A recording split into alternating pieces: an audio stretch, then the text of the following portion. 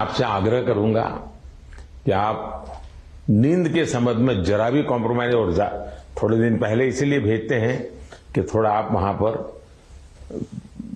Jet lag वगैरह समस्याओं से बच जाए, वहां थोड़ा कंफर्ट फील करें और उसके बाद आप खेल के मैदान में उतरे तो आपको सुविधा रहे, इसलिए एक व्यवस्था सरकार करती है। खिलाड़ियों की सुविधा के लिए इस बार भी कुछ नई नई चीजें करने का प्रयास किया है, लेकिन फिर भी मैं कह नहीं सकता हूं कि हर एक को सब कुछ वहां सुविधाजनक होगा ही कि नहीं होगा, लेकिन कोशिश की है।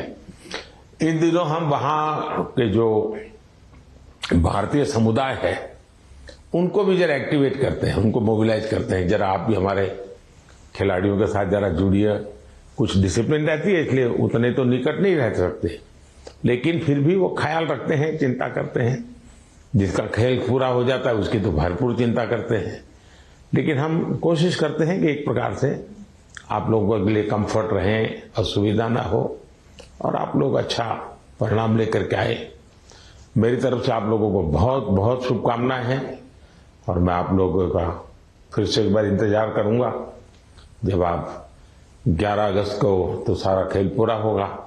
आप में से लोग जल्दी आएंगे ऐसा तो क्रम रहता है, लेकिन मैं कोशिश करूंगा कि 15 अगस्त को एक बार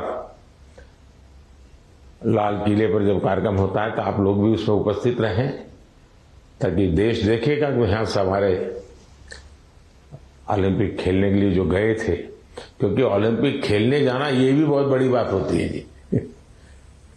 खेल में क्या करके आते हैं वो तो उसमें 4 चांद लगा देता है, लेकिन देश के अंदर इतना सारा खेल जगत के लोगों का होने के बाद आप में से खेलो इंडिया से निकल करके खिलाड़ी बने ऐसे कितने हैं? अच्छा, ये भी काफी लोग हैं। तो आपका क्या कैसा कौन सा खेल रहा क्या है बता दीजिए जरा। हेलो सर, मैं सिफ्थ हूँ और मैं शूटिंग करती हूँ। तो खेलो इंडिया ने मुझे काफ़ी हेल्प की है, क्योंकि दिल्ली में ट्रेनिंग करके और उस टीम में आके जो भी मेरा रिजल्ट आया तो खेलो इंडिया कारण ही आया। चलिए, अच्छी शुरुआत है। हाँ जी। आपका? नमस्ते सर, मेरा नाम मनु भाकर है। मैं शूटिंग में ही अभी दूसरा ओलंपिक मेरी इंडिया को रिप्रेजेंट करूंगी। 2018 में जो फर्स्ट एडिशन था खेलो इंडिया स्कूल गेम्स का, उसमें मैंने नेशनल रिकॉर्ड के साथ गोल्ड मेडल जीता था और वहीं से उसके बाद मैं टॉप्स के कोर ग्रुप में आ गई थी और तब से बस यही था कि इंडिया की जर्सी चाहिए और इंडिया के लिए खेलना है। और खेलो इंडिया एक ऐसा प्लेटफॉर्म था जो बहुत सारे लोगों को उसने एक मार्गदर्शन दिया है और आई थिंक वहाँ से काफ़ी सारे एथलीट्स ऐसे हैं जो आज मैं अपनी टीम में देखती हूँ, मेरे साथ भी खेलते हैं और मेरे से जूनियर भी हैं जो खेलो इंडिया से आए हैं। और उसकी एक बड़ी स्टेप होती है टॉप्स, जो मुझे 2018 से ही उसका सपोर्ट मिला है और मैं बहुत ही शुक्रगुजार हूँ कि इनकी सपोर्ट की वजह से जो एक खिलाड़ी की छोटी छोटी समस्याएं होती हैं वो उनका हल निकाल देते हैं। तो आई थिंक बहुत मेजर रोल प्ले किया है मेरे लिए तो खेलो इंडिया ने और टॉप्स ने।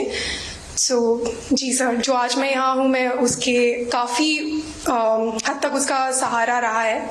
जी शुक्रिया सर। चलिए, बहुत शुभकामनाएं आपको। और कोई है जो कुछ कहना चाहते हैं, आप अपने हिसाब से कोई बात बताना चाहते हैं? हाँ, नमस्कार सर, मैं हरमनप्रीत सिंह हूँ हॉकी टीम से। तो सर, लास्ट टाइम जो हमने ओलंपिक में ब्रॉन्ज मेडल जीता था 41 ईयर्स के बाद, तो वो बहुत हमारे लिए प्राउड मोमेंट थी। एंड क्योंकि हॉकी की जो हिस्ट्री है वो बहुत बड़ी रही है एंड इस बार कोशिश बहुत अच्छी चल रही है। एंड फैसिलिटीज की बात करूं, सब दिख रहे हैं। हाँ जी आपकी टोली। तो फैसिलिटी सर, हम बेंगलोर साई में रहते हैं तो one of the best facilities हमें मिल रही हैं। जैसे आपने रिकवरी के बारे में बोला, स्लीप के बारे में बोला, और वहाँ पे जो हमारा रिकवरी का है, फूड से लेकर सारा कुछ सर बहुत अच्छा मिल रहा है हमें। और इस बार भी हम पूरी अपनी मेहनत कर रहे हैं एंड टीम हमारी जो है बहुत स्ट्रांग है। तो उम्मीद करते हैं सर इस बार और बेहतर करें और देश के लिए मेडल लेके आए सर।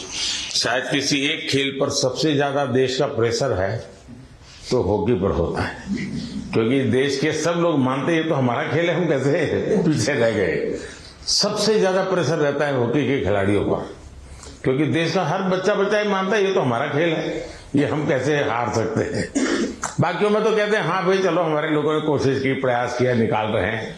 ये हॉकी के विषय में कॉम्प्रोमाइज नहीं करते और इसलिए उनको मेहनत भी ज्यादा करनी पड़ती है। लेकिन मेरी शुभकामना है, मुझे आप पक्का करके लाओगे, मुझे पूरा भरोसा है। Thank you sir, thank you. चलिए साहब, मैं आपसे यही कहूंगा कि ये देश के लिए कुछ कर गुजरने का एक अवसर होता है।